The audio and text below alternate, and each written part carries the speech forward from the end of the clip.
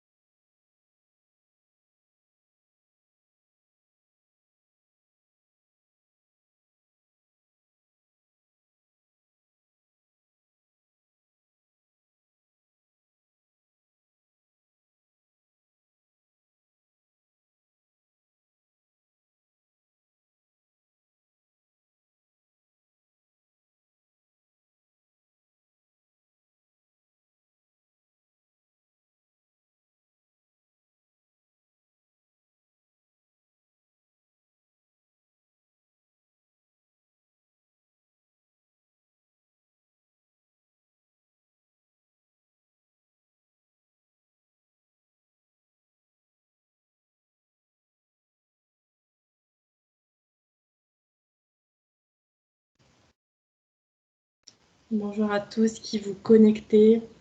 Si vous voulez, nous pouvons faire connaissance dans la conversation. Vous pouvez mettre qui vous êtes et d'où vous connectez.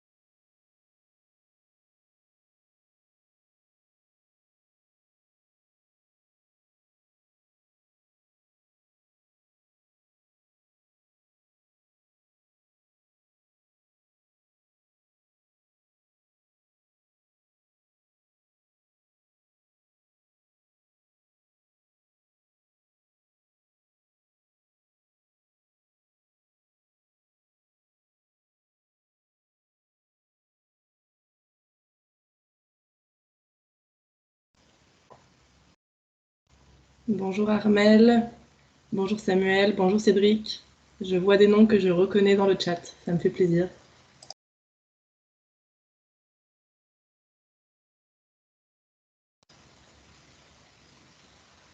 Bonjour à Sylvain, bonjour à Cécile. On va encore attendre 2 ou 3 minutes avant de commencer ce webinaire.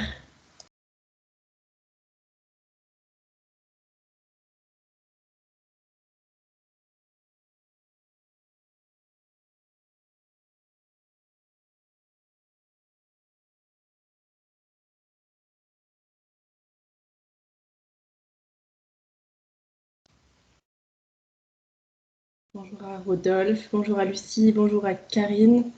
Je vois qu'on a des profils assez variés ce matin. Autant des institutions, des entreprises, des architectes et des collègues prescripteurs des Fibois.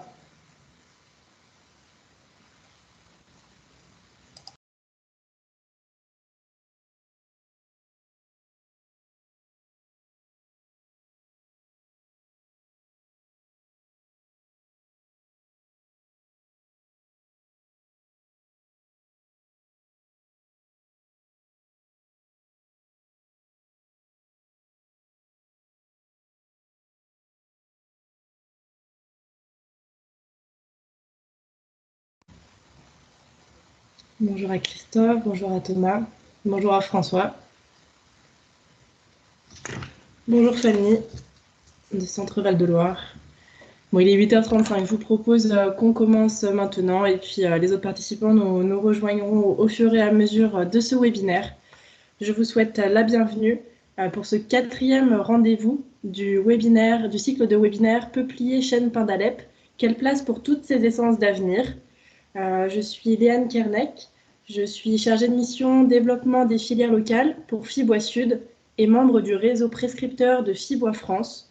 Donc, ce cycle de webinaire est organisé par Fibois France, qui est le réseau de toutes les interprofessions fibois régionales, donc qui regroupe 12 interprofessions régionales qui rassemblent et représentent l'ensemble des acteurs de la filière forêt-bois. Ce quatrième rendez-vous n'était initialement pas prévu, mais suite à l'engouement des 3 premiers rendez-vous de ce cycle de webinaires, nous avons décidé de rajouter ce webinaire qui fait un zoom sur les essences d'avenir dans la construction. Nous avions déjà évoqué ce sujet début décembre, notamment avec les essences du pin d'Alep, du chêne et du châtaignier. N'hésitez pas, si vous l'avez manqué, à aller regarder le replay sur la chaîne YouTube de Fibois France. Aujourd'hui, on va plutôt s'intéresser aux chênes, aux châtaigniers et aux peupliers. On va plutôt être sur un axe feuillu. Et nous avons des intervenants, encore une fois, de qualité ce matin. L'objectif, c'est vraiment de faire la preuve par l'exemple qu'on peut utiliser dès aujourd'hui ces essences d'avenir. Jean-Denis Lanvin nous fera un point sur qu'est-ce qu'on entend par essence d'avenir. Vous aurez aussi le retour d'un prescripteur et porteur de projet du CLT Chêne. Donc on va parler des nouveaux produits. Nous aurons aussi une architecte, Amélie Fontaine, qui nous fera un retour d'expérience et qui nous expliquera pourquoi, comment elle construit en feuillu aujourd'hui. Et pour terminer, Philippe Neuris, le directeur technique de REI Habitat, un promoteur qui construit en bois sur un projet bien particulier qui met en œuvre du bois lamellé collé de hêtre. Donc, je pense qu'on peut lancer ce webinaire ce matin en donnant la parole à Jean-Denis Lanvin du FCBA. Tous les intervenants ont 15 minutes et ensuite on se garde 5 minutes de questions-réponses. Je vous invite à mettre vos questions dès qu'elles vous arrivent en tête dans la conversation ou dans l'onglet Q et R. Et puis, je les transmettrai à nos intervenants à chaque fin d'intervention. Allez-y, Jean-Denis. Bonjour à tous. Merci encore pour l'organisation de ce webinaire. Donc, je vais vous faire un bref rappel à la fois sur la ressource et sur la technicité de ces essences d'avenir pour être utilisées en construction. Donc, diapo suivante. Donc, en France, on a une forêt de riches, dans le sens où on a un très grand volume de bois sur pied et qui représente un tiers de la surface française.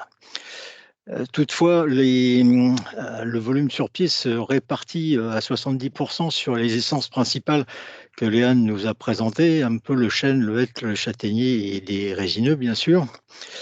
Le reste, entre guillemets, se répartit sur des essences qu'on appelle secondaires, mais qui sont aussi des essences émergentes, donc sur à peu près 18 essences feuillues et 12 résineuses.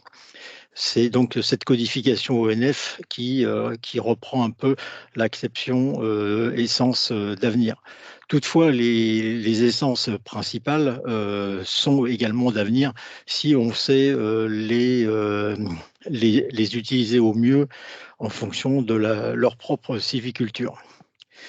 Donc, c'est à retenir, on est à 60% de feuillus disponibles en France. Diapo suivante. Alors, automatiquement, bon là, pour rien vous cacher, je suis sur Bordeaux, il a plu, on va dire, pendant 3 mois. Donc, le changement climatique nous touche. Là, en ce moment, c'est de l'eau, et il y a quand même le changement des températures. Donc, il faut qu'on réfléchisse un peu à utiliser des essences qui puissent se positionner au mieux avec ces tendances actuelles. Donc, en haut à droite, en fait, vous avez des scénarios de non-présence du sapin pectiner donc sur des scénarios plus ou moins optimistes ou alarmistes. Donc en bas à droite, donc toute la carte française est rouge en 2070, donc il n'y aura plus entre guillemets en théorie du sapin. Les trois petites cartes françaises, c'est à peu près le même scénario sur du hêtre, où le hêtre aura tendance un peu à disparaître. Aujourd'hui, ce sont des hypothèses, donc il faut utiliser au mieux la ressource actuelle et voir comment on peut anticiper avec des essences émergentes qui puissent prendre le relais pour proposer en fait des volumes et alimenter la filière construction bois, à la fois pour faire le stockage du carbone et avec la forêt également la création de stockage carbone. Donc, diapo suivante. Donc, on avait parlé du chêne, du hêtre, du châtaignier. Il faut savoir que justement, la grande diversité de la forêt française permet d'avoir un assez grand nombre d'autres essences feuillues. Quand on regarde les deux lignes rouges, on voit qu'on a quasiment presque 4 fois plus de feuillus dispo par rapport aux autres résineux comme le pin d'Alep, le cèdre, etc. Donc moi, je vais vous rebalayer un peu donc, par rapport à cette fameuse ressource. Je vais essayer de faire le point par rapport à la technicité des essences et l'appétence que pourraient apporter ces essences sur les marchés de la construction. Donc, diapo suivante. Donc, cette diapo est un peu, on va dire, un peu alarmiste ou pas, mais faire aller vers une essence très particulière, il faut quand même jouer et connaître la ressource disponible. Aujourd'hui, bon, le tableau est peut-être un peu compliqué, mais si on regarde les volumes de pieds du peuplier avec des classes de diamètre au moins 30 cm, excusez-moi de rentrer un peu trop dans les détails, ce volume sur pied réparti à un scénario de récolte annuel montre que par rapport à la récolte réelle codifiée par l'Agreste, on est vraiment à la limite. Donc, il y a vraiment un enjeu à faire émerger des essences comme le robinier, le tremble, le charme, le frêne, l'érable, pourquoi pas, toutes ces essences qui sont disponibles, mais qui pourraient prendre le relais de façon efficace. Diapo suivante. Alors, le souci dans le contexte assurantiel et normatif, c'est que lorsqu'on veut faire un produit construction avec des essences dont on n'a pas trop de recul, donc on va assimiler ces produits-là comme des produits non traditionnels par rapport aux produits dits traditionnels. Ces produits-là sont les produits classiques, poutres, poteaux, qu'on retrouve dans les constructions à base principalement de résineux. Donc, l'essence, on l'a. Par contre, l'utilisation correcte de ces essences-là dans la construction peut poser problème. Et c'est justement ce qu'on va essayer de voir dans la diapo suivante.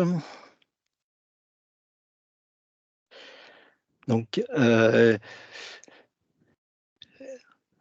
j'ai pris le cas de la structure bois de façon classique, où aujourd'hui, les principaux essences feuillues possibles, chêne, hêtre, châtaignier, donc, sont avec la règle, entre guillemets, des trois appelons-les les pommes de terre, les 3 patates.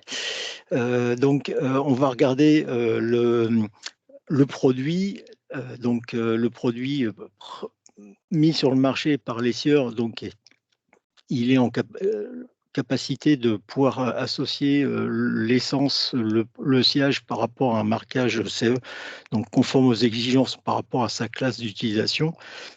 Le concepteur, l'architecte est capable, donc avec les codes de calcul, Eurocode 5, d'identifier son niveau de résistance. Et celui qui va le mettre en œuvre via les DTU, donc il a tous les outils normatifs pour pouvoir le mettre correctement pour pérenniser la construction. Donc ça, c'est ce qu'on appelle les produits vraiment traditionnels, basiques.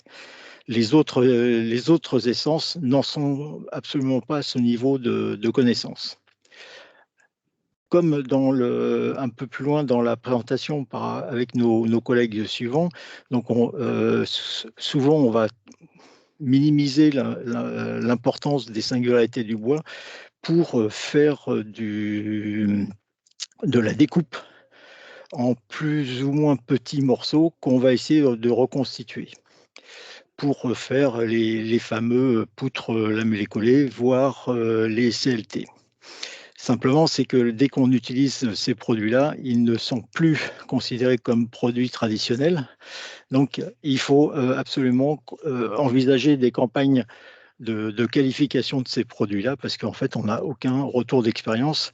Ces webinaires qu'on présente sont là aussi pour vous montrer que les architectes ou les fabricants ou les utilisateurs, ils commencent à fournir des retours d'expérience positifs de ces utilisations de produits reconstitués.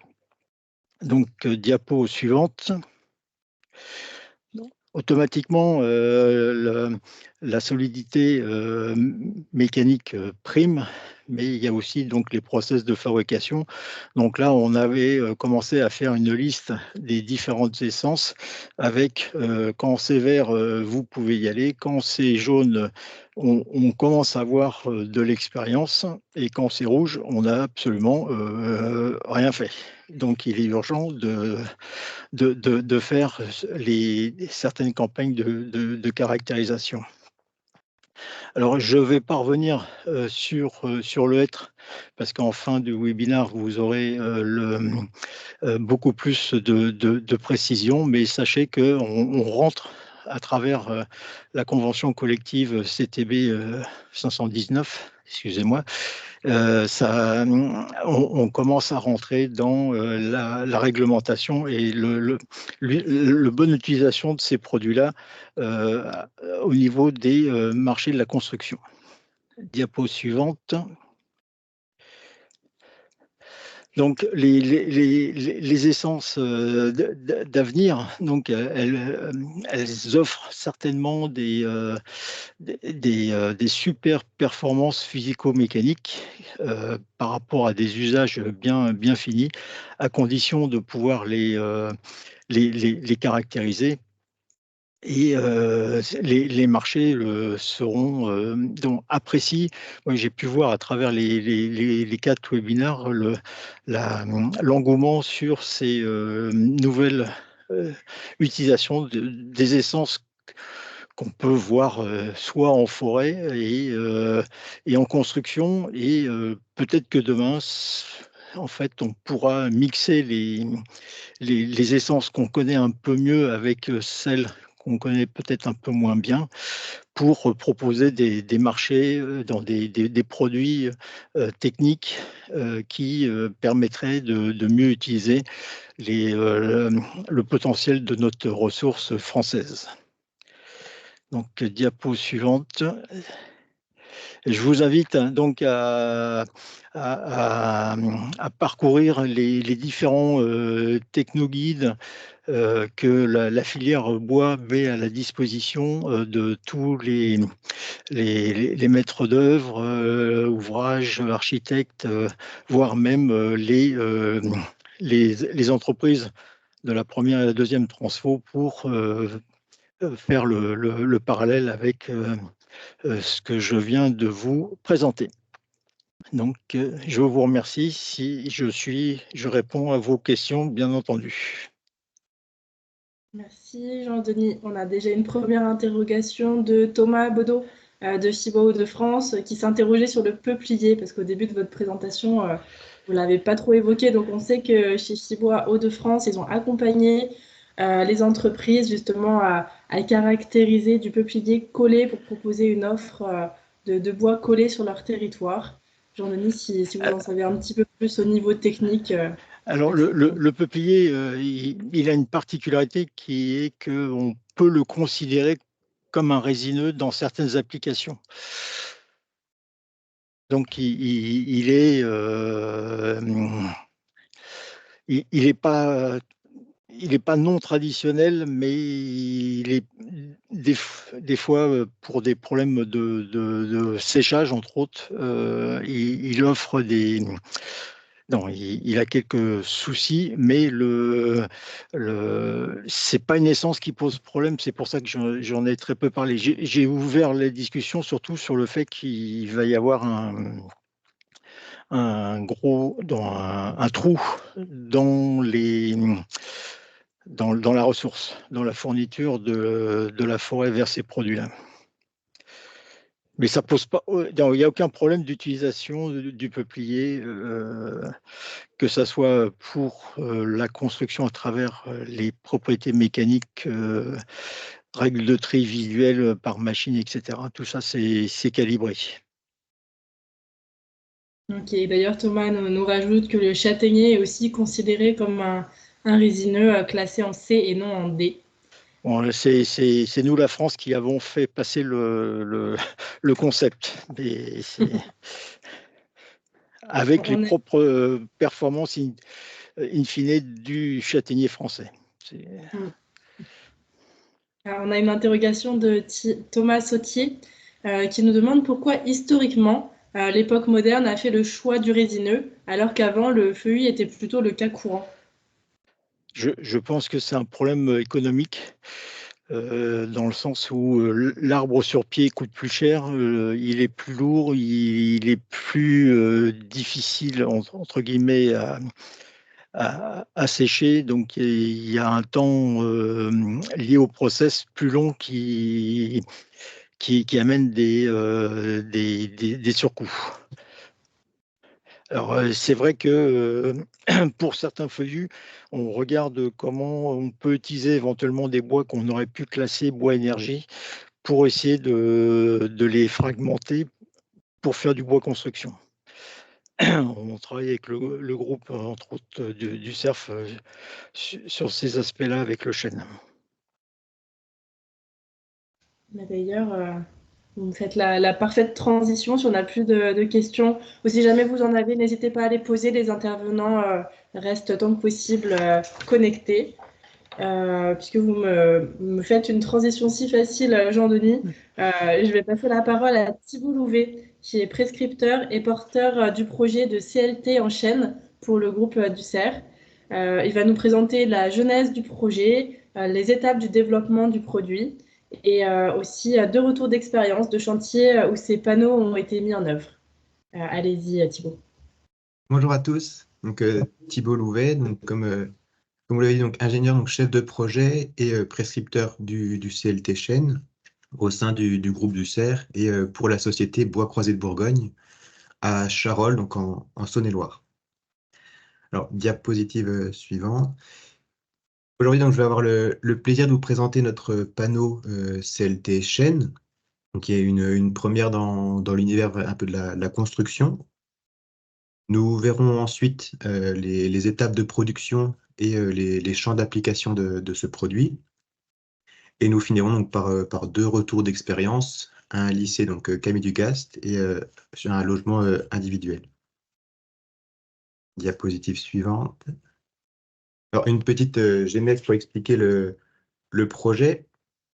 La société Bois Croisé de Bourgogne, donc, qui développe, elle produit et commercialise le panneau CLT Chêne, est le fruit de 10 ans d'échanges et de travail au sein de la filière régionale et au sein d'une association éponyme Bois Croisés de Bourgogne. Cette association, elle regroupe plus d'une quinzaine d'acteurs de la filière et du monde de la construction en Bourgogne-Franche-Comté, et elle a vu le jour en 2012 pour développer l'utilisation de la ressource en chêne de qualité secondaire, c'est-à-dire la partie haute des arbres, les gros branchages, enfin les parties moins nobles qui étaient jusqu'à présent peu utilisées. Les recherches et les tests se sont déroulés donc sur ces 10 années en partenariat avec Fibois Franche-Comté et les Arts et Métiers de Cluny, et avec le soutien des instances régionales, donc le Conseil régional, la DRAF, l'ADEME et la Banque des territoires. Sur la diapo suivante. Ces études, elles ont permis de caractériser le produit, donc qui est une technique non traditionnelle, comme on l'a présenté avant. Donc, il a fallu mener des tests pour le caractériser et mettre au point le procédé de fabrication, le procédé de collage. Cette caractérisation, elle a permis de réaliser un premier chantier test pour avoir des retours d'expérience sur ce produit. Donc, un chantier assez emblématique, donc du lycée Camille Degas, sur lequel on reviendra par la suite. À Chalon-sur-Saône.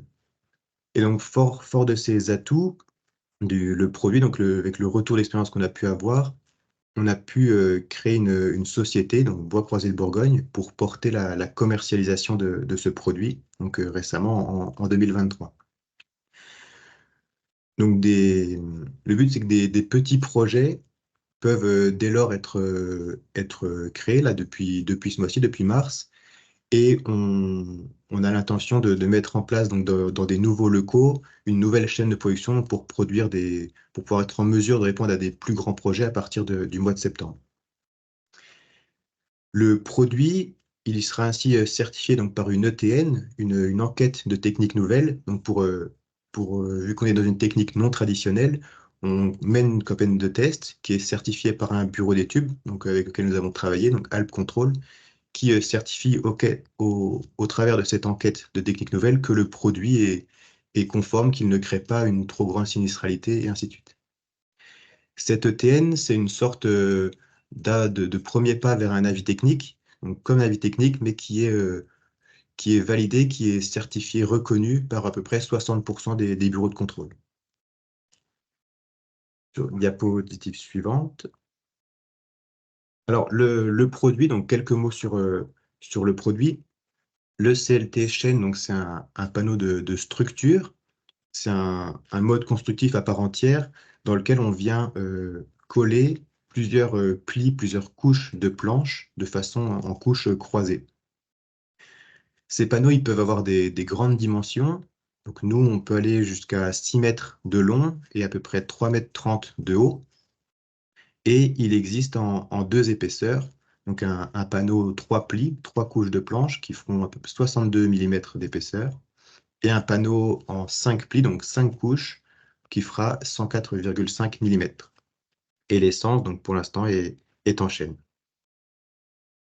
Diapositive suivante. Pour comprendre un peu plus les avantages de ce produit, donc qui marque un peu une rupture avec ce qui pouvait exister en CLT résineux, par exemple, on va jouer notamment sur le côté esthétique, le côté le bois apparent, dans l'essence chêne, donc qui apporte la noblesse du matériau et tous les atouts esthétiques qui vont avec. Le panneau donc, permet aussi de créer des pièces, des environnements qui sont très agréables à vivre. Le côté donc diffusivité thermique, le ressenti de chaleur, créer une atmosphère chaleureuse. Le bois, notamment lorsqu'il est apparent, joue aussi le rôle de régulateur au niveau de l'humidité, ce qui est très, très intéressant en structure et en intérieur. Et le côté absorption acoustique aussi, le fait d'éviter de créer de l'écho ou dans une pièce. Le CLT en chêne, il a aussi des caractéristiques très, très différenciantes au niveau de l'inertie thermique. Il est plus dense que du résineux, par exemple, ce qui crée une plus grosse inertie. Lors de la campagne de test donc on a mené pour créer, pour avoir le TN, on a aussi réalisé des essais au feu. Et le chêne, il a une bonne tenue au feu. Du point de vue de la vibration aussi, on a un matériau qui est plus dense que des résineux. Donc ça va, lorsqu'on va avoir une plus grande densité, une plus grande rigidité, on va diminuer les problèmes de vibration, notamment pour les planchers par exemple. Et on a aussi un matériau comparé à du béton qui est plus léger, ce qui crée une meilleure isolation phonique, notamment pour les bruits aériens par exemple, et une absorption des vibrations du son. Et on a un matériau qui est totalement étanche à l'air, donc ce qui permet aussi de remplir le critère d'étanchéité à l'air. Le fait d'utiliser du chêne, notamment de qualité secondaire, on vient créer une nouvelle débouchée à la filière. Donc, on permet de valoriser un bois qui ne l'était pas jusqu'à présent. Donc, il y a un vrai impact environnemental et de filière, notamment quand on voit les problèmes d'approvisionnement qu'il pourrait y avoir ou le fait d'utiliser au mieux la matière.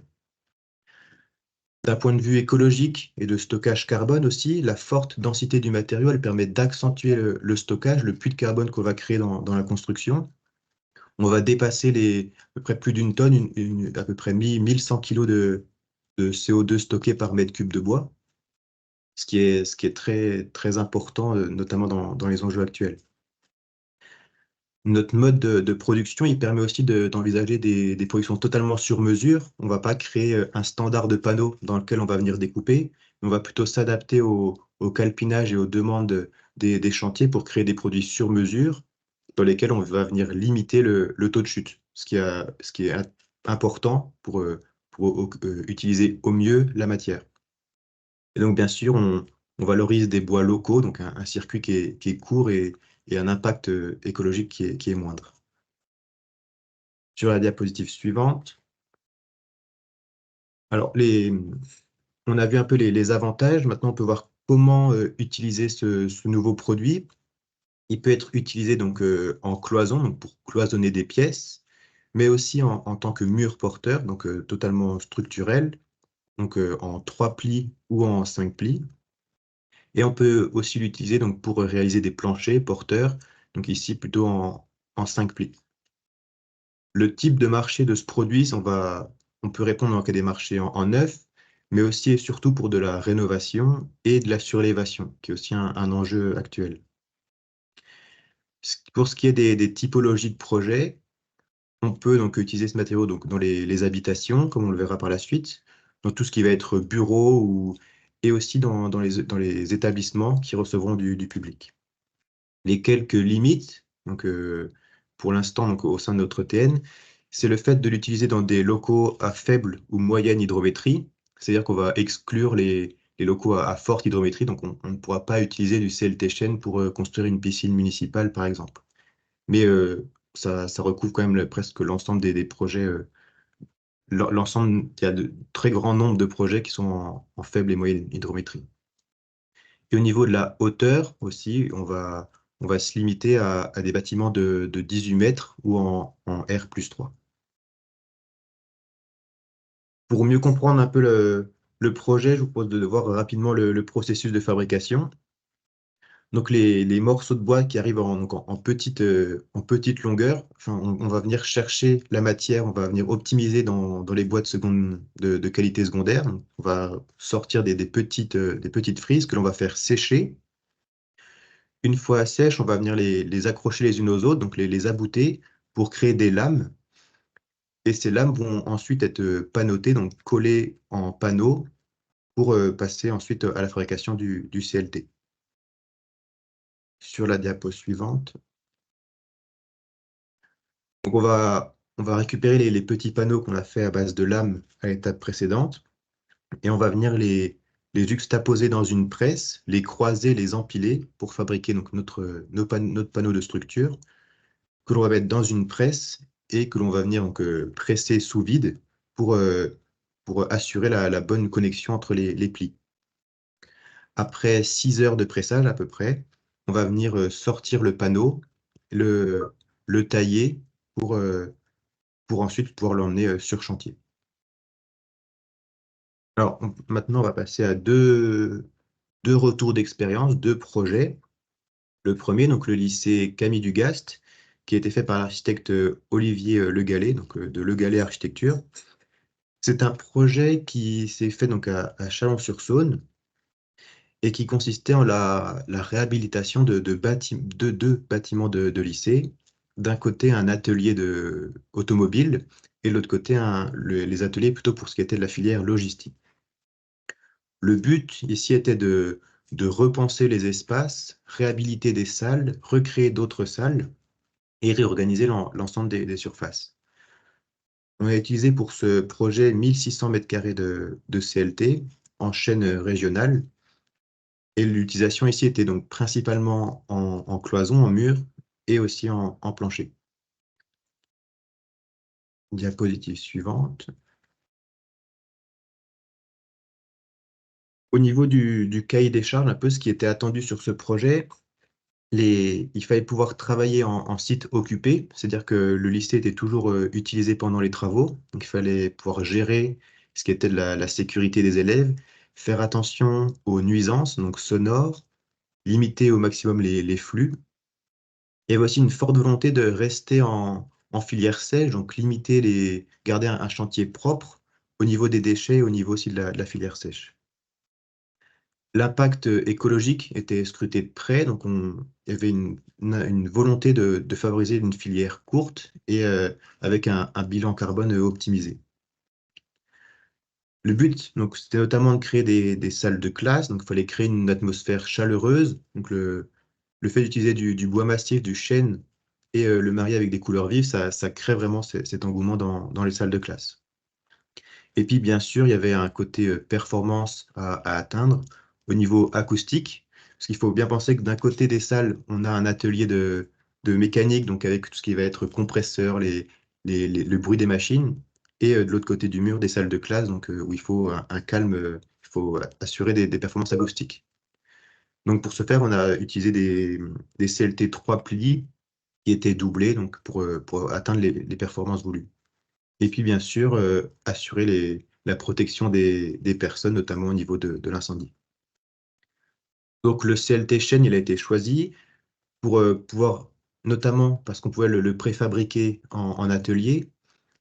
Donc, ça permettait d'avoir un temps sur chantier et des flux qui étaient minimisés. Et aussi pour le fait que ce soit du bois apparent, sur lequel, avec une qualité de rendu qui était très bonne. Les panneaux pouvaient être livrés directement, il n'y avait pas besoin de refaire de finition, de venir refaire des doublages ou quoi que ce soit. Donc, ce qui permettait de limiter le nombre de corps d'état sur le chantier, ce qui simplifiait le chantier. On a aussi donc permis de minimiser l'impact des travaux sur l'environnement au travers du stockage carbone de ces murs et ensuite tout ce qui était la gestion des déchets, l'économie d'eau, notamment liée à la filière sèche. Et donc, on a réussi donc avec l'architecte à créer une ambiance chaleureuse et de confort pour les utilisateurs. Ça, c'est ce qui est le plus marquant en retour d'expérience sur ce projet, c'est le côté chaleureux, le côté imposant qu'il y a dans les salles et notamment le respect que ça implique au niveau des élèves, au niveau de la dégradation, par exemple. Il y a aucune dégradation sur ces murs. Il y a un respect naturel du matériau. Il n'y a pas de dégradation. Enfin, c'est ça qui a marqué en retour d'expérience quelques années après. Diapositive suivante. Donc là, c'était pour présenter un autre type d'utilisation. On a vu donc le côté un logement, enfin un établissement public. Là, c'est plutôt dans un logement privé, donc le logement Saint-Vincent, qui a été fait par l'architecte Ludovic Forest, donc de Forest Architecte, et qui consistait en la réhabilitation, l'extension d'un ancien doyenné. Donc dans ce projet, les murs, les panneaux CLT, ils ont été utilisés à la fois en mur et en plancher pour recréer des espaces et permettre le cloisonnement entre les chambres et entre les différents niveaux. Donc c'est une autre atmosphère, mais on retrouve toujours les mêmes atouts du chêne apparent et la noblesse du matériau qui donne de la chaleur à l'environnement. Diapositive suivante. Alors, donc en tant que porteur de projet, donc nouveau projet, on est là pour prescrire le produit et vous aider, vous accompagner au sein de vos projets. Donc, on peut vous accompagner, on peut vous aider dans l'analyse du projet, dans l'aide un peu à prédimensionner les éléments, à la conception, donc les différents détails de jonction, par exemple. On apporte aussi notre expertise dans l'assistance au niveau de l'ETN, donc notre enquête de techniques nouvelles, pour arriver à comprendre, à appréhender les besoins de ce matériau et faire le lien avec les bureaux de contrôle. Donc, vous vous orientez vers les bons bureaux de contrôle qui reconnaissent l'ETN et pour fluidifier les échanges. Et bien sûr, on intervient au niveau de la fabrication, donc pour faire des panneaux sur mesure, comprendre vos besoins et minimiser au plus les chutes et optimiser au mieux la matière. Donc, voilà, vous pouvez me contacter pour plus d'informations. Et donc, si vous avez des questions, je suis disponible pour y répondre. Merci Thibaut pour cette présentation assez claire. On a plusieurs questions déjà dans le chat qui sont arrivées. On a Maxime Baudran qui demande si vous avez des chiffres précis de comparaison par rapport aux arguments avancés, donc qui faisaient référence à toutes les caractéristiques techniques dont vous avez parlé, l'effusivité thermique, la régulation hydrique, la résistance au feu, le comportement vis-à-vis des vibrations, l'étanchéité à l'air. Est-ce que vous avez des chiffres, des données chiffrées et est-ce que vous les avez mis en comparaison avec les autres produits CLT qui existent sur le marché? Alors, au niveau du feu, par exemple, donc ça, c'est des données qu'on peut transmettre par la suite. Donc, il y a eu des tests, les murs, par exemple, les planchers ont été testés. Donc, on a les valeurs de résistance qui vont donc de 30 à 45 minutes pour l'instant, il me semble, en fonction des typologies. Ça, c'est des données, on peut fournir les résultats, enfin, on peut aller dans le détail par la suite, donc il ne faut pas hésiter à me contacter par mail par la suite. Et après, les autres données donc de régulation hydrique, des choses comme ça, c'est aussi des données qu'on peut fournir par la suite. Je n'ai pas les valeurs sous la main tout de suite, mais donc oui, c'est des données qu'on peut fournir, oui. Ok, et du coup, est-ce que il y a une vraie différence par rapport à un CLT épicéa, par exemple? Alors, oui, il y a des vraies différences. Donc, au niveau, ça joue surtout dans les différences de densité des produits. Des différences, donc on a vu au niveau écologique, par exemple, sur les stockages carbone. Donc, lors de 1100 kg pour du chêne, on est plus à 650 kg de CO2 par mètre cube pour du résineux. Au niveau des résistances mécaniques aussi, le fait que le chêne il a un meilleur module de cisaillement roulant dans les calculs d'inertie globale. Donc, quand on va dimensionner le produit, on va avoir des meilleures caractéristiques. Donc, on va diminuer les déformations, par exemple. Donc, il y a des vrais points différenciés au niveau caractéristique. Oui. Ok, ouais. Et puis on garde en tête qu'on valorise des, des morceaux de chêne qui ne sont pas de très bonne qualité grâce C'est à la ça. purge qui est réalisée par la transformation. C'est Ok, ça. on a une question de Céline Martin qui demande quel type de colle vous utilisez. Alors, au niveau pour l'aboutage des planches et pour le collage entre les plis du panneau, c'est de la colle PU. Donc, on va venir appliquer un primaire et ensuite du collage PU. Il faut savoir que le chêne, contrairement au résineux, il est assez compliqué à coller. Il admet moins de, enfin, oui, il est plus complexe à coller, notamment pour les essais qui sont demandés après en production. Donc, c'est de la colle polyuréthane et un primaire. Oui. Super, merci. On a une question d'Arthur Duvillier qui se pose la question, encore une fois, là, par rapport à la réaction au feu. Est-ce Oui. qu'il est possible de laisser apparent, même en logement, vis-à-vis de la doctrine pompier? On l'a vu là tout à l'heure sur une de vos photos, dans un couloir de bâtiment accueillant du public. Oui. Comment on peut gérer ça? Alors c'est vrai que oui, par rapport à la doctrine feu, notamment enfin, par exemple sur Paris ou choses comme ça, nous on s'est consacré, c'est des projets assez régionaux où il n'y avait pas ces problématiques-là. Et c'est vrai qu'à l'heure actuelle, il faudrait revoir ce qui est accepté ou pas. Ok, donc ça dépend vraiment de la localisation du Oui, projet dans ce cas, c'est ça? oui, on n'a pas encore eu le cas. Oui, ce serait un échange à avoir, ça. On a Cécile Devesa qui se demande si c'est possible d'avoir une idée du coût pour la fourniture de ce matériau sur un projet. Alors, au niveau du coût, les panneaux bruts, pour le 3 plis, on va être de l'ordre de 240-250 € du mètre carré. Et pour le 5 plis, on est de l'ordre de 350 à peu près. Ok, ça marche. Et moi, je me posais la question de quelle était aujourd'hui votre capacité de production et qu'est-ce qu'elle sera en septembre. Alors, pour l'instant, on n'est pas encore dans les nouveaux locaux, donc on peut faire des petits projets de l'ordre de la centaine de mètres carrés, donc dès ce mois-ci. Et à partir de septembre, on voudrait faire à peu près, c'est de l'ordre de, on peut aller jusqu'à.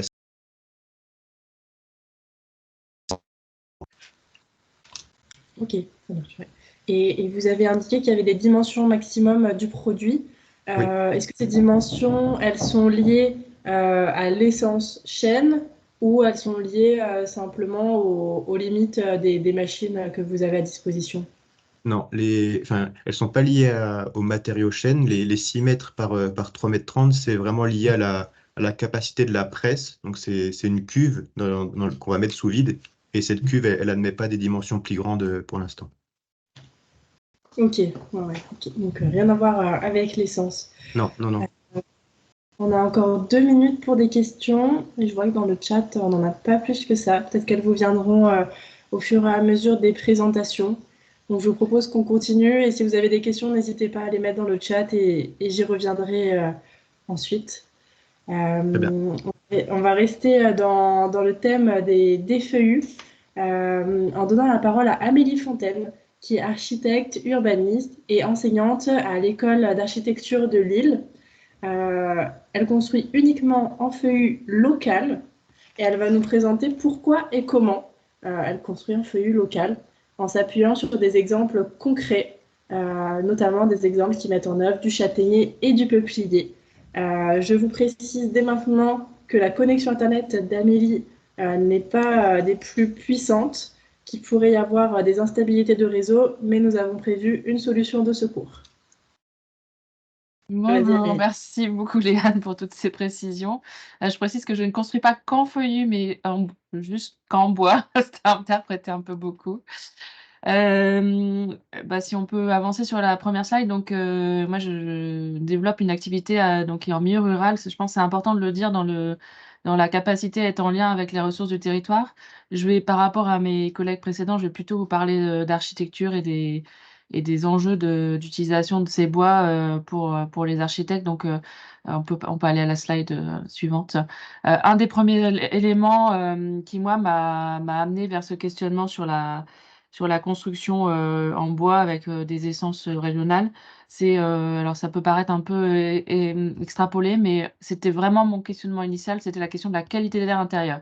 J'ai ressorti un document d'Odile Massot, qui a été une de mes formatrices, où on voit sur ce graphique qu'en fait, on a un réel enjeu sur la concentration des polluants dans l'intérieur des constructions. Alors, on a parfois des enjeux de pollution extérieure, hein, on les retrouve un peu partout en France et plus ou moins fortement selon les situations. Mais la pollution intérieure, elle est bien plus importante et problématique pour des enjeux de santé publique. Si on peut aller à la slide suivante. Merci. Du coup, voilà, sur cet enjeu de santé publique, quand on construit de manière générale, en bois ou avec d'autres matériaux, il y a un réel enjeu de se questionner sur, quelles vont être les qualités des intériorités qu'on est en train de construire et notamment une qualité qui n'a pas été souvent, mis en exergue, c'est la qualité de l'air. Alors, on a fait énormément de progrès sur les ventilations, mais faire des progrès sur la ventilation, ça peut pas aller simplement, ça peut pas être tout seul. C'est-à-dire que il faut absolument qu'il y ait une recherche au niveau des matériaux pour avoir des matériaux les moins émissifs possibles pour répondre à ces enjeux de qualité de l'air et des enjeux de santé publique. On peut aller à la page suivante. On a des outils qui sont existants. Alors, je vous en ai mis un certain nombre. On a les fiches FDES qui permettent d'identifier un certain nombre de choses.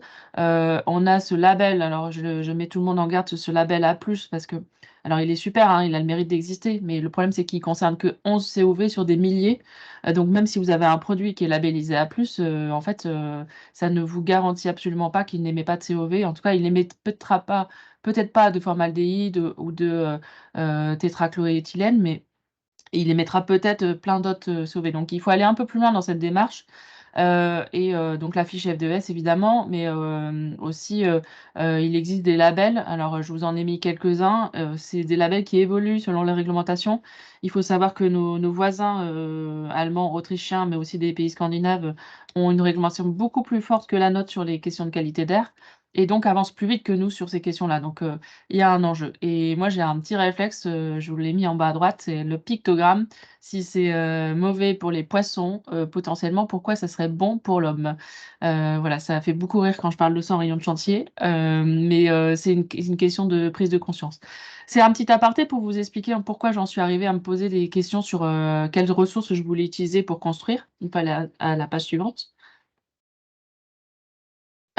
Et donc, une de mes premières constructions qui est une crèche, voilà, c'est une crèche en milieu rural, à côté d'une très grande forêt qui est la forêt de Mormal, qui est assez réputée dans les Hauts-de-France, qui est la plus grande forêt après la forêt de Compiègne, si on regarde la géographie des Hauts-de-France.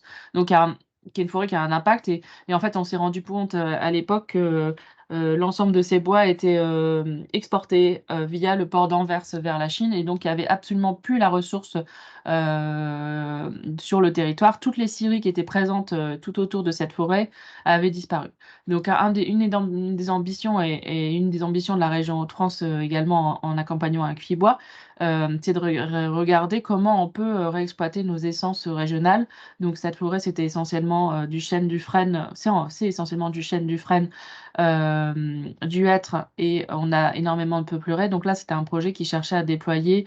On avait fait le choix de deux essences, le chêne et le peuplier. Donc là, on voit le chêne utilisé dans la structure primaire principale. Alors là, c'est du chêne massif avec simplement un travail d'assemblage. Et en dessous, c'est du peuplier massif qui n'est pas structurel dans le cas de ce projet-là, mais qui, dans le sens porteur du bâtiment, mais qui permettait de faire des cloisons très acoustiques au niveau des dortoirs. Donc voilà, ça fait partie un peu des démarches de recherche. On peut aller à la slide d'après. Ce qui est intéressant quand on avance quand on commence à se questionner sur quelles ressources locales on peut utiliser, c'est qu'on découvre finalement une filière et tout un milieu qui produit une matière. Alors moi, j'ai la chance d'être en milieu rural, donc ce milieu, il est assez développé et il est très accessible par rapport à quand on est en ville où on est un peu plus distant de la ressource. Mais néanmoins, dans ces questionnements, je me suis très vite rendu compte que, alors c'est le territoire de mon enfance, donc je le connais assez bien et je me rappelle de là où il y avait des scieries et voilà, de comment on construisait il y a 30 ans. Et aujourd'hui, bah, en fait, c'est dans le cercle que je vous ai fait d'environ 100 km, il n'y a plus qu'un scieur et un scieur mobile, c'est-à-dire avec une scie mobile, donc avec des moyens de stockage assez limités. Alors, il y a du déploiement, mais néanmoins, si on veut aller au bout de la démarche de construire au maximum avec les essences locales, il faut forcément s'adresser à ces personnes pour voir qu'est-ce qu'on peut scier localement, c'est quelque chose aussi d'important, quelle est l'anticipation nécessaire, parce que c'est évidemment pas quand on sera en chantier que l'entreprise elle aura besoin du bardage en châtaignier qu'il faudra prévenir le scieur qu'on a besoin de bardage en châtaignier. Évidemment, ça ne marchera pas. Donc, il y a une nécessité de connaître cet écosystème de scieurs, mais aussi de la fabrication, enfin des moyens de transformation qui sont existants sur les territoires. Et donc, c'est une démarche qu'on mène, nous, dans les projets, d'essayer de regarder qu'est-ce qui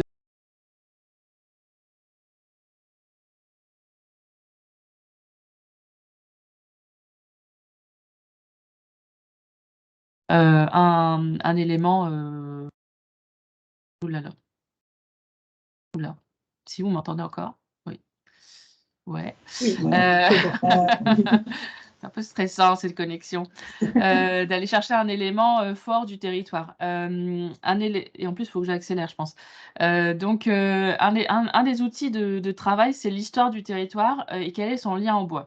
Moi, en visitant un peu toutes les charpentes locales, je vous ai mis une photo d'une ferme assez ancienne, on a découvert des charpentes en peuplier, des charpentes en orme, des charpentes en chêne, évidemment, et une très, très grande diversité d'utilisation des bois qui reflète tout simplement la richesse du territoire. Et puis, une petite industrie du bois, donc là, je vous ai mis celle du sabot, mais qui était préexistante sur le territoire. Et ça, c'est des atouts quand on commence à faire un projet et qu'on arrive dans une commune et qu'on dit on va utiliser l'essence locale. Tout le monde se dit, ah bah oui, nous, on était en plus un territoire de fabrication de sabots. Et donc, ça génère un écho assez fort dans l'utilisation de ces bois-là. On peut aller plus loin. Avancer.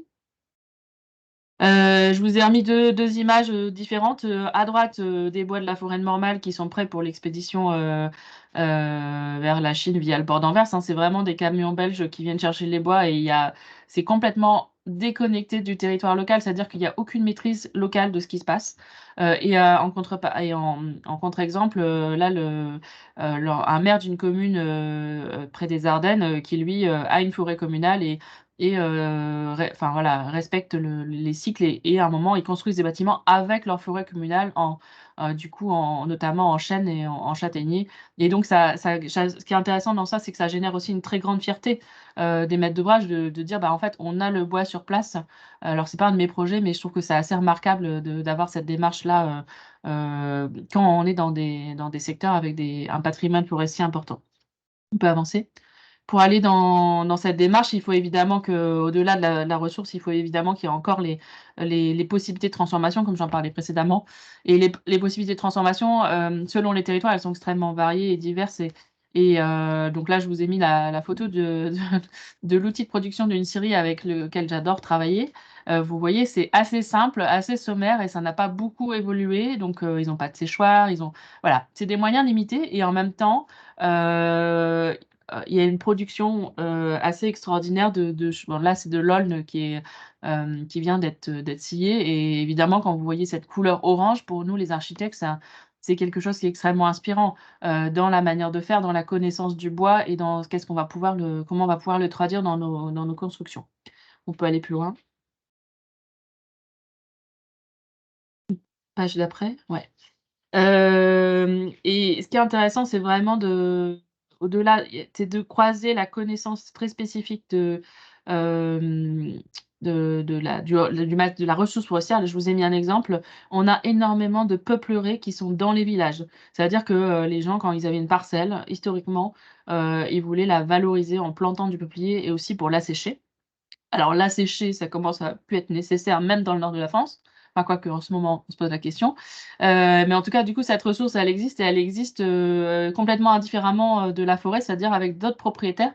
Donc là, c'est un projet où on avait cherché à voir si sur la commune où on construisait, on ne pouvait pas valoriser les bois. Finalement, on n'a pas été au bout de la démarche parce qu'en fait, il y avait une question de temporalité. C'est-à-dire que ça veut dire qu'il faut vraiment se poser la question, notamment dans des marchés publics, comment, et même dans des marchés privés où il y a toujours la notion du délai, on veut aller très très vite. Si on veut faire ce type de projet, il faut faire ralentir le projet, ce qui n'est pas forcément simple avec les subventions et tous les enjeux qu'on connaît tous. Mais en tout cas, ça en vaut vraiment la chandelle de se poser ces questions-là pour se dire, voilà, si on sait le faire, il faudra anticiper ça. Et ça met en place d'autres process en termes de marché et de manière de travailler. C'est-à-dire que nous, quand on travaille en équipe, alors ce que je n'ai pas précisé, c'est que je travaille toujours avec un bureau d'études bois qui est spécialisé, hein, qui est membre d'IBC en général, et qui va m'accompagner dans les idées qu'on va émettre. C'est-à-dire, voilà, parfois on leur dit, on aimerait utiliser le hêtre, ils disent non, pas pour ça, pour ça. Et c'est vraiment un dialogue par rapport à la ressource du territoire.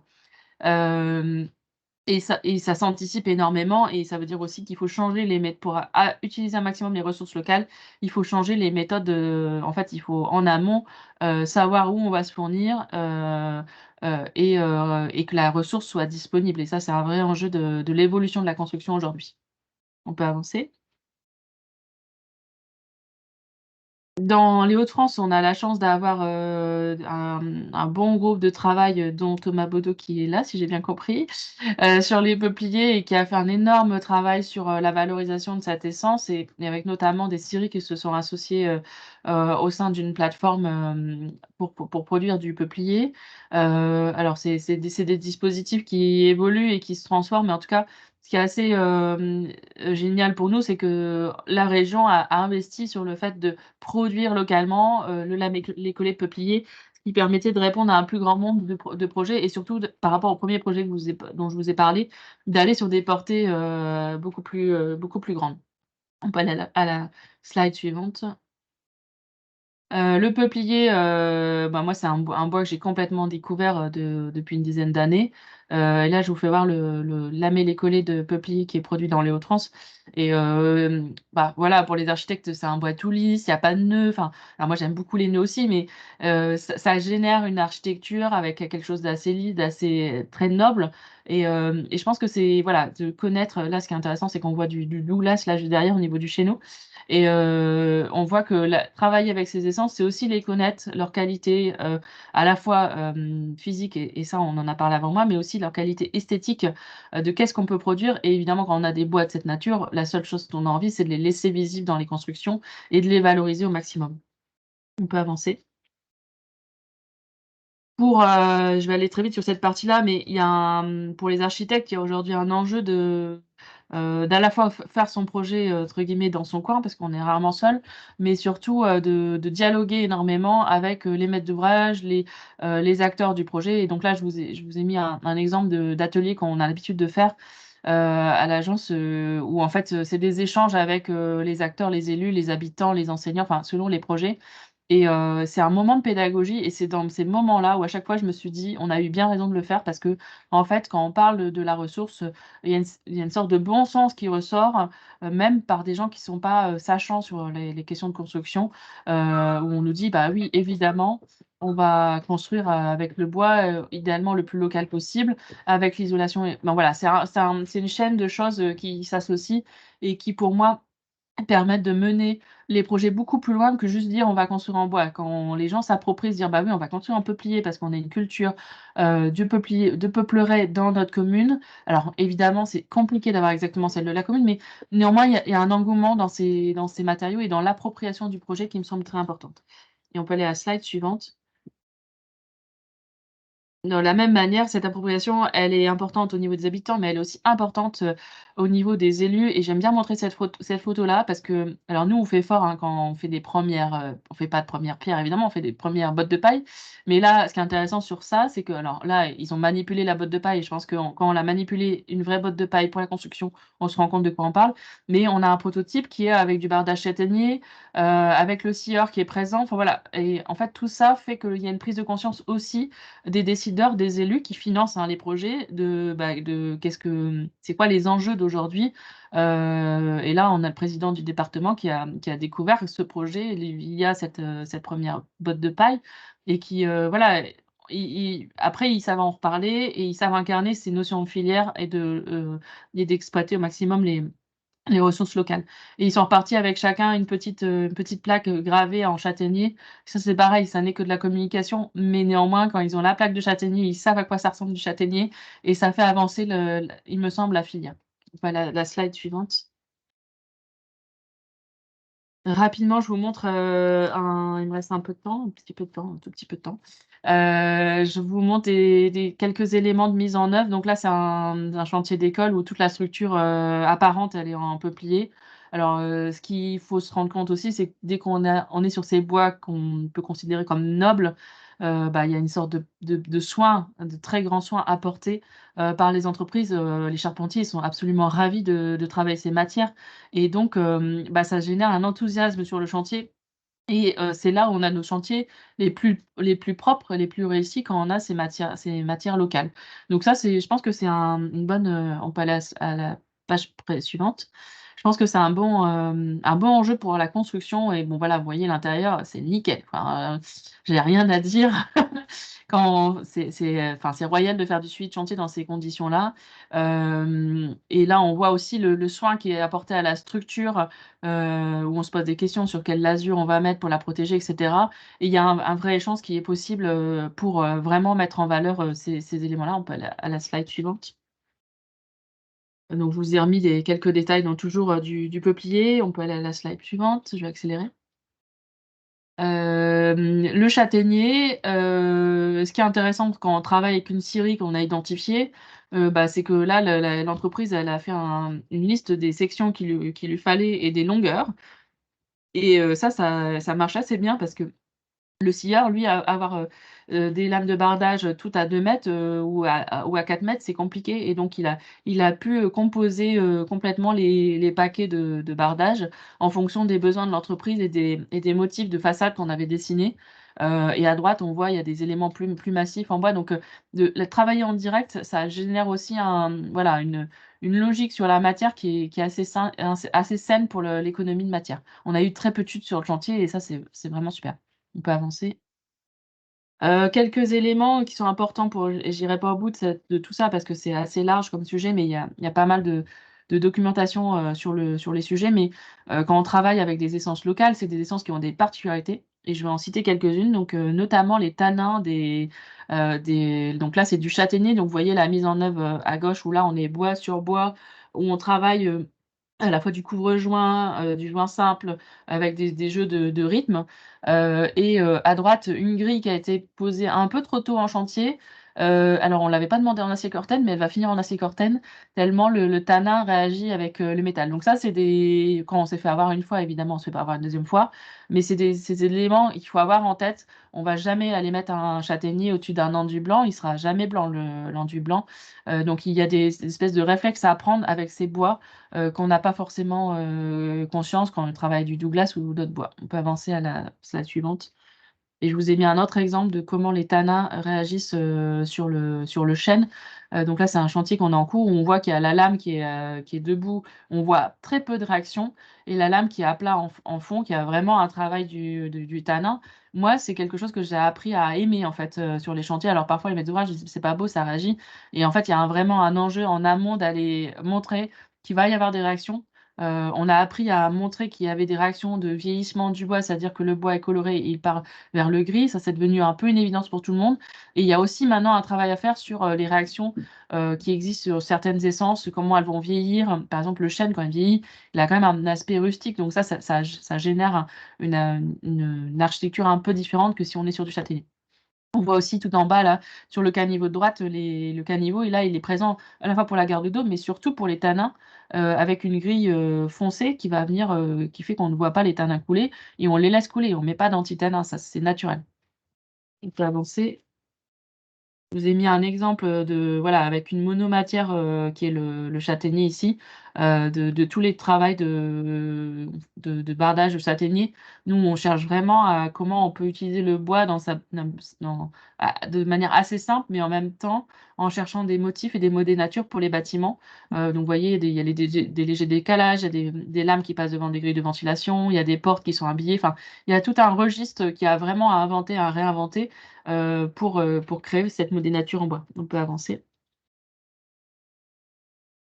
Je vous ai mis deux exemples, toujours de ce bâtiment, donc à gauche, une photo de châtaignier avec 2 travails du bardage différents, avec la même scierie, mais en fait, ça fait 2 effets complètement, différents entre le couvre-joint et le joint simple et à droite, de l'assemblage, des essences. Moi, quand j'ai commencé à travailler le bois, je me disais: «Bah, alors si je mets du chêne, je mets que du chêne» et en fait, on peut se rendre compte assez facilement que les essences s'assemblent très sainement et très facilement. Là, on a du peuplier en structure, on a du Douglas en sous-face de la toiture et on a du châtaignier en façade et tout ça, génère un ensemble assez harmonieux sans créer de problème. Et maintenant, ce qui est intéressant, c'est que les maîtres d'ouvrage, ils font le jeu d'essayer de reconnaître quelle essence est à quel endroit de ce qu'on avait prévu. Alors, on peut aller à la suivante, effectivement. sans aller beaucoup plus loin dans les aménagements intérieurs, on est en mesure aussi avec toutes ces essences-là d'imaginer des plafonds. Là, je vous ai mis un exemple de plafond, mais grâce à un acousticien dans l'équipe, on a pu calculer ce plafond et c'est le menuisier local qui l'a fabriqué à partir de frênes. Donc là, on assemble des poteaux en chêne et du frêne en plafond. Et voilà, je pense que le résultat est tout à fait à la hauteur des attentes du maître d'ouvrage avec un produit qui est totalement fabriqué sur place et qui est acoustiquement extrêmement performant sans forcément aller chercher les panneaux industrialisés qui coûtent très très cher. Et je vais finaliser sur un dernier enjeu qui est, on peut aller aux 2 dernières slides, l'avant-dernière. Pour que tout ça marche bien, il y a aussi un enjeu de réfléchir à quels matériaux on associe le bois. Et on développe pas mal à l'agence l'association à la terre crue, qui est pas un matériau de base dans les Hauts-de-France, hein, par rapport à des secteurs comme Lyon, Grenoble. Et on se rend compte que travailler le bois avec d'autres matières qui sont dans les mêmes logiques de ressources, ça apporte encore plus. On peut mettre la slide d'après dans la mise en valeur des bois sur le chantier. Donc là, je vous ai mis 2 exemples. Un exemple avec des briques de terre crue et du peuplier, où on essaie de mettre à la fois en valeur le peuplier et la terre crue. Et à gauche, un autre exemple de chêne avec des placards faits sur mesure, où on réinvente même là, c'est dans une crèche, on a réinventé le système d'accrochage pour être entre les poteaux en chêne qui était magnifique. Voilà, et j'ai à peu près respecté le timing. Merci. À peu près. Merci À peu Amélie. près. Oui, c'est marrant parce que vraiment, moi, je fais le parallèle avec les projets que je peux suivre en Provence-Alpes-Côte d'Azur, qui sont plutôt sur du résineux, mais sous-valorisé de la même manière que certaines essences dont tu as parlé à l'instant, comme le pain noir, le pain d'Alep. Et on note vraiment que ce qui est la clé pour pouvoir les utiliser comme il faut, c'est de connaître bien la ressource qu'on a sur son territoire, de connaître la spécificité de chaque essence pour pouvoir mettre la bonne essence au bon endroit. Et pour ça, je vous conseille vraiment de vous rapprocher de vos fibois locaux qui pourront vous donner les informations et les spécificités techniques des essences que vous pouvez trouver sur chaque territoire où vous pouvez avoir un projet. C'est important aussi de connaître les entreprises du territoire pour savoir ce qu'elles sont capables de fabriquer, de fournir. Et bien sûr de dialoguer avec toutes les parties prenantes du projet, prendre du temps pour la pédagogie, c'est pas du temps perdu, bien au contraire. Merci beaucoup Amélie pour cette illustration, cette démonstration que c'est possible. Il ne me semble pas qu'on ait de questions dans le chat. Par contre, je m'excuse auprès de 2 participants dont j'ai raté les questions tout à l'heure. C'est des questions pour Philippe Neuris. Je ne sais pas si vous êtes toujours là, Philippe. On avait une question sur l'ETN. Est-ce que l'ETN a validé l'étanchéité à l'air du CLT chêne du groupe du Cerf? Alors, c'est pas Philippe Neuris, parce que Philippe Neuris, c'est un regard. Pardon, désolé, j'ai raté une. Oui, pardon, j'ai raté une ligne. Thibault Louvet, pardon, désolé. Philippe, ce sera à vous juste après.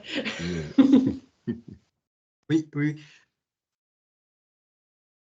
Alors oui, c'est mentionné dans l'ETN. Ok, donc ça a bien été validé sur ce point d'étanchéité à l'air. Et on a une autre question qui concerne l'ATE. Est-ce qu'il y a une procédure d'ATE en cours? Donc au niveau de l'avis technique, il n'est pas encore lancé. Il faut savoir que l'enquête de technique nouvelle, elle est valable pendant 3 ans. On peut la renouveler et après ensuite pouvoir passer sur un avis technique si on ne veut pas le souhaiter, ou on peut le commencer plus tôt, mais il n'est pas en cours pour l'instant, il n'y a pas de demande d'ATE. Ok, super. Merci beaucoup. Et donc maintenant, je passe la parole à Philippe Neuris, excusez-moi, qui est directeur technique de REI Habitat, donc un promoteur qui construit en bois. Je ne vais pas faire l'erreur tout à l'heure comme Amélie, uniquement en feuillu. Non, pas uniquement en feuillu, mais justement qui va nous présenter le projet Wood Up, sur lequel du feuillu est mis en œuvre, et notamment du bois lamellé collé de hêtre. Donc, Philippe Meurice va nous présenter pourquoi ce choix et les spécificités de ce chantier. Voilà, bonjour. Donc, le projet Wood Up qui se situe à Paris, en bord de Seine. Là, vous en voyez une image. Donc, c'est un projet que l'on va livrer d'ici 3 mois à peu près. On va passer à la slide suivante. Voilà, donc il s'agit d'un bâtiment, c'est très différent de ce qu'on a vu jusque-là, puisque c'est un bâtiment de logement de 4e famille, R+15, à 50 mètres de haut. Donc je présente quand même les intervenants, c'est la CEMAPA et l'aménageur, donc REI Habitat, le promoteur, Gessina est l'investisseur qui a pris les logements en bloc. L'architecte, c'est l'ANNE. Et on a confié les travaux à un groupement entre l'entreprise générale SPI et l'entreprise WA Poulenc. Bon, je ne vais pas dévoiler, je vais vous présenter donc le mode constructif et puis vous expliquer comment on en est arrivé à ce mode constructif et en particulier au choix du hêtre pour les poteaux intérieurs. On peut changer de slide. Voilà, donc là on voit des images du Wood Up, donc qui est, comme vous voyez en bord de Seine. Ce qu'on ne voit pas sur l'image, c'est que derrière, il y a le bâtiment de Jean Nouvel, là, qui est très haut, pour ceux qui connaissent. C'est le boulevard Masséna qui longe le bâtiment, pour ceux qui connaissent Paris. La slide suivante.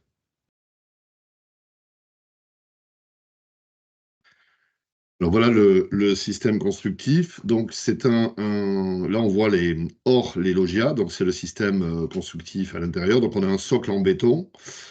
Ensuite on a un système poteau-poutre bois qui reprend des planchers bébés que je présenterai, et on a un noyau d'ascenseur et d'escalier, un noyau central en béton. Je vais vous expliquer qu'en fait, on n'avait pas du tout prévu de construire comme ça au départ, mais que c'est venu justement à cause de l'arrivée de la doctrine des pompiers de Paris en cours de réalisation des études. Voilà, alors, le stade suivant. Là, on voit les loggias, donc qui sont un niveau sur deux, qui sont donc en bois de Douglas pour l'extérieur.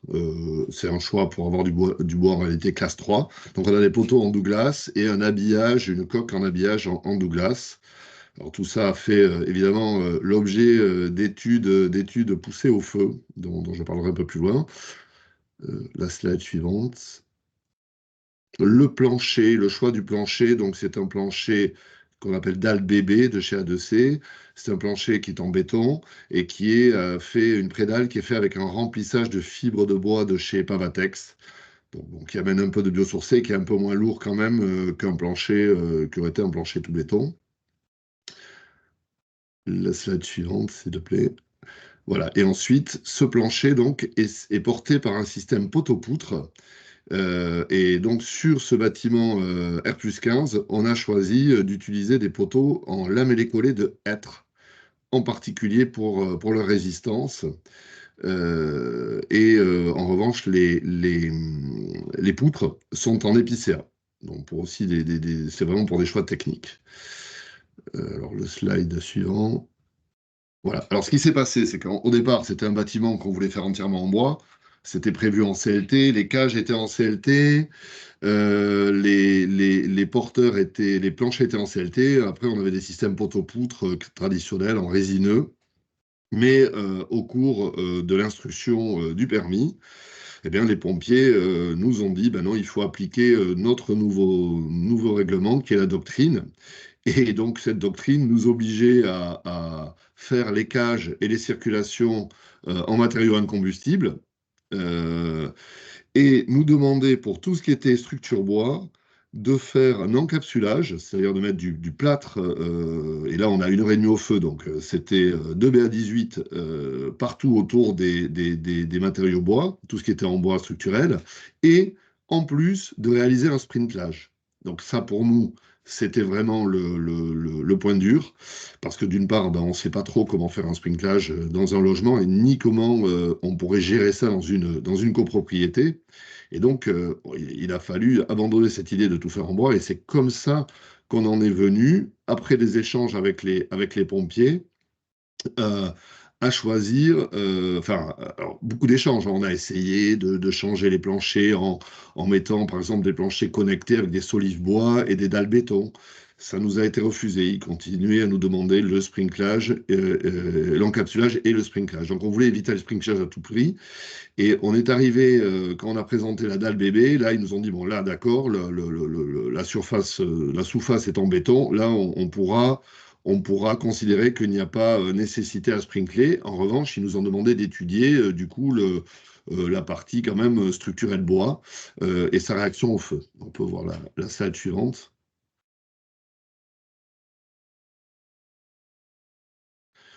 Donc ça, c'est les évolutions des PC, des PCM et des propositions qu'on a eu à faire.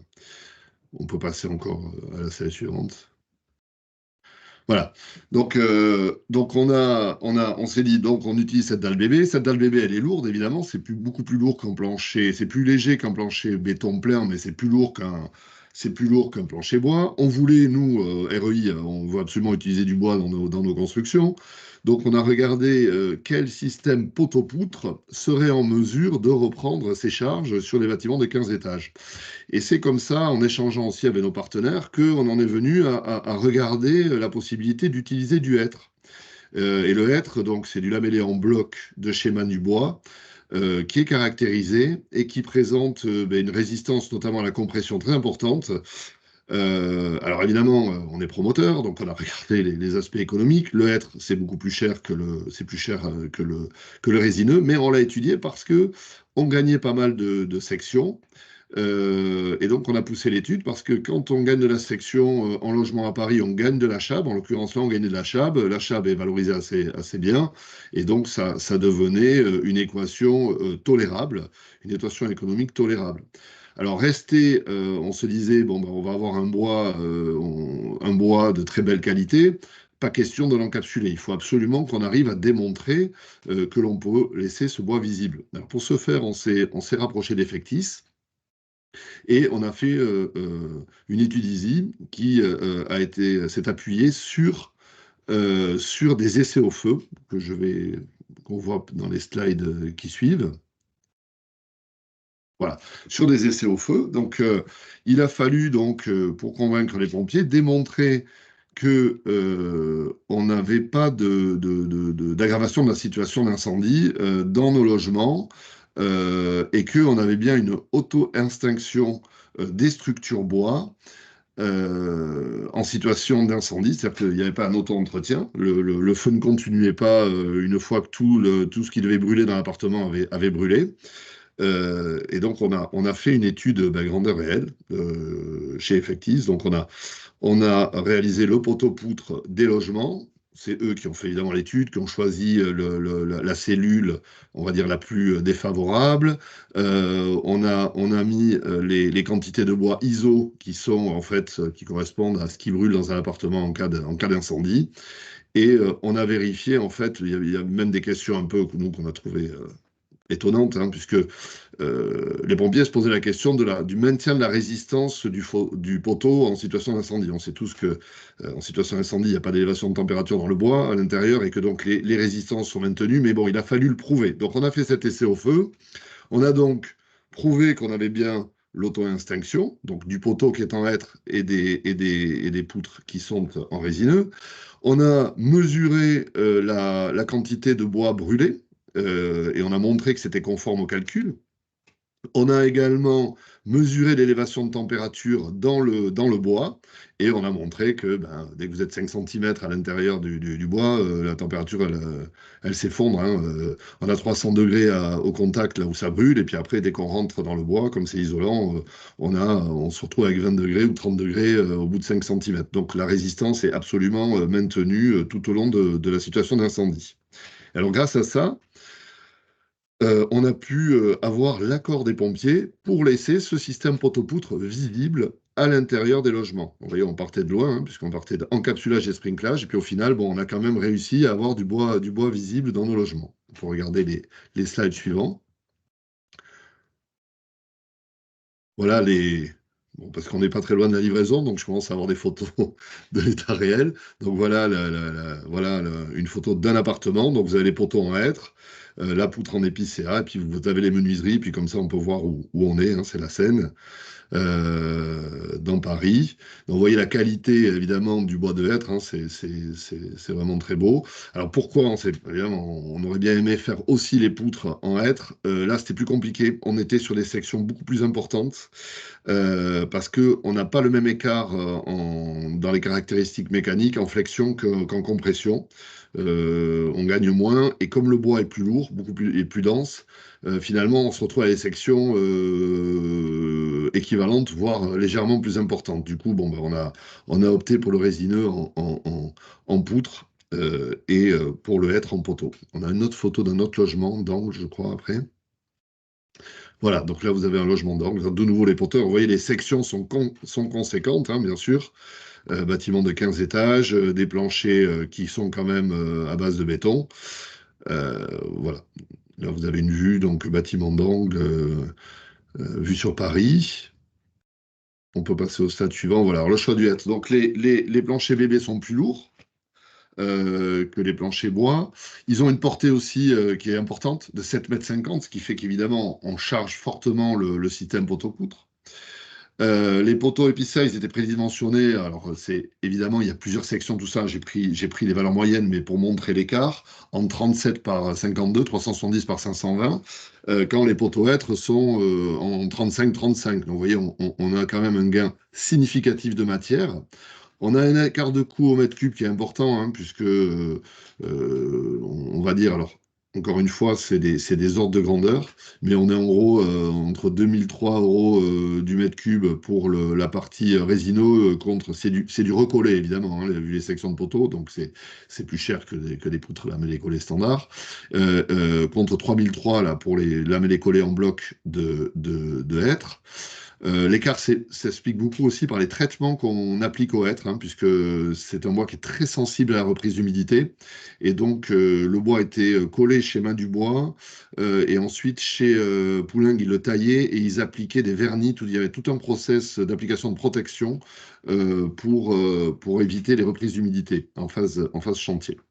Donc, on obtient un gain de matière. En gros, pour 100 m3 de poteau hêtre, c'était en lieu et place de 150 m3 de poteau résineux.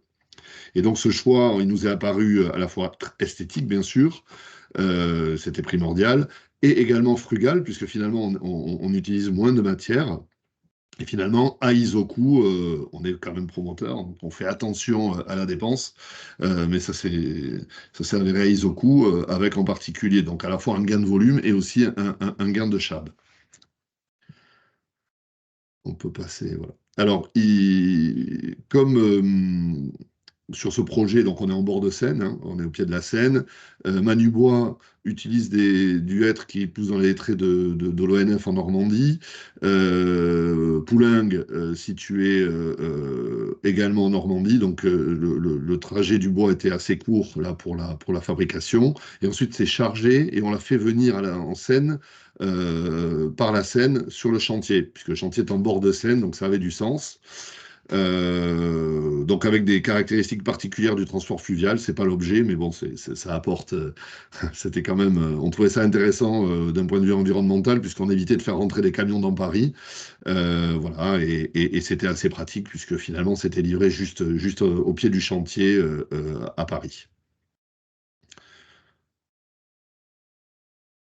Voilà, en gros, j'ai dit à peu près, je pense, j'ai essayé de vous raconter l'histoire du pourquoi, comment, l'utilisation du hêtre donc, sur un chantier par des promoteurs pour un logement de 4e famille et à Paris.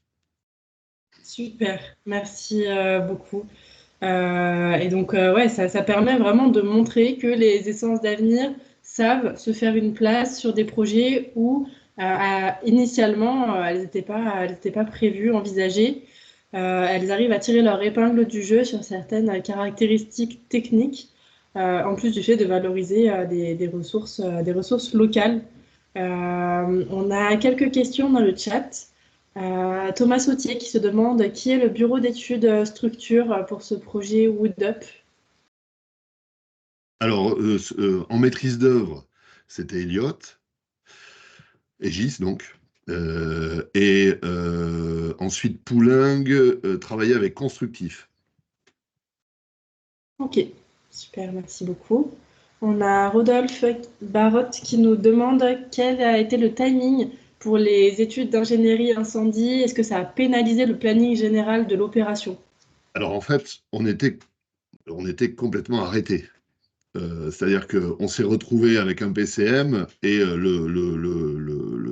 refusé, en fait, pour des questions pour ces questions de sécurité incendie. Donc, ça s'est fait, tout ce travail s'est fait petit à petit avec des échanges avec des pompiers, et puis la doctrine arrivait juste. Donc, en plus, si vous voulez, il faut quand même savoir qu'on avait, par exemple, proposé des planchers connectés bois-béton, en écartant les solives pour dire, voilà, ça ne pourra pas prendre feu, et qu'on nous l'a refusé catégoriquement, alors que ça a été fait sur les JO. Hein. Il y a des bâtiments des JO où ils ont pu le faire. Donc là, on subit vraiment l'arrivée de quelque chose, d'ailleurs, qui n'est pas une réglementation, mais enfin de la doctrine des pompiers et de ces diverses interprétations qui ne sont pas les mêmes en région, à Paris. On a eu toute une période de flottement. On espère que ça prendra fin et qu'on aura enfin un règlement clair dans les mois à venir. Mais voilà, donc c'est vraiment l'objet de négociation. Et finalement, avec le travail avec Effectis et tout ça, ça n'a pas été pénalisant pour l'avancement du dossier. Hein. Ça a pu se faire, je dirais, dans la continuité. Voilà. Ok. Et du coup, ces essais qui ont été réalisés, est-ce qu'ils ont été réalisés uniquement pour ce projet? Oui. Est-ce qu'ils sont réutilisables? Et si oui, est-ce que c'est par tout le monde ou seulement par les commanditaires de l'étude? Alors, il ne s'agit pas là d'ATEX de type A ou d'ATEX de type B. Là, ce sont des essais spécifiques au chantier pour le feu. On les a mis en commun avec la filière pour montrer les caractéristiques du bois, et tous les gens qui disposaient d'essais les ont mis en commun pour essayer de faire évoluer la réglementation en tenant compte quand même de toutes les connaissances qu'on avait pu acquérir. Donc, on ne les a pas gardées pour nous, hein, on les a mis en commun dans les ateliers feu qui ont été faits par la filière pour faire des présentations au gouvernement de ce qu'on voulait faire au niveau des évolutions, enfin surtout de ce qu'on ne voulait pas dans les évolutions réglementaires, c'est-à-dire de pouvoir laisser du bois visible. Après, ils sont vraiment spécifiques au dossier. Je vous ai dit, la cellule qui a brûlé, elle correspond à la taille d'un logement du chantier. Les sections de bois sont les sections du projet. Voilà, elles sont un élément de preuve, mais elles ne sont pas strictement réutilisables. Ok. Mais donc, c'est intéressant de savoir qu'on peut les retrouver si besoin. On a une question de Christophe Joly qui demande pourquoi le hêtre et non le châtaignier ou le peuplier. Bien là, c'était vraiment pour la forte résistance en compression, puis parce que main du bois avec ce lamellaire en bloc qui était caractérisé et voilà, qui était disponible et qu'on pouvait utiliser. Et on a sondé aussi nos partenaires pour savoir ce qui était possible. Et Poulengue, avec qui on discutait, et les autres entreprises étaient OK pour travailler avec ce produit. Ok, c'est très clair. Et alors, on a une autre question pour avoir une idée du prix au mètre carré global de la construction. Bon, tout en gardant en tête qu'on est à Paris, j'allais dire en région parisienne. Oui. Et puis on est en 4e famille, donc je rappelle, 1h30 de stabilité au feu et de coupe-feu des planchers. Voilà. C'est autour de 3 000 € du mètre carré. Voilà. Ok, merci. Et une autre question, est-ce que vous pensez qu'un solivage bois-hêtre aurait été intéressant économiquement si les dalles n'étaient pas en béton, donc plus légères?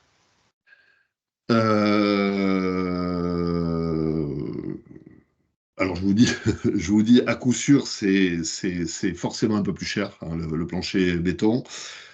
Bois, pardon, le plancher bois. Mais là, en fait, dans la mesure, quand vous êtes en logement, dans la mesure où vous devez une acoustique très performante, où vous avez une stabilité au feu d'1 h 30, où on vous demande d'encapsuler, où on vous demande vous voyez, des caractéristiques très particulières, je suis sûr que non.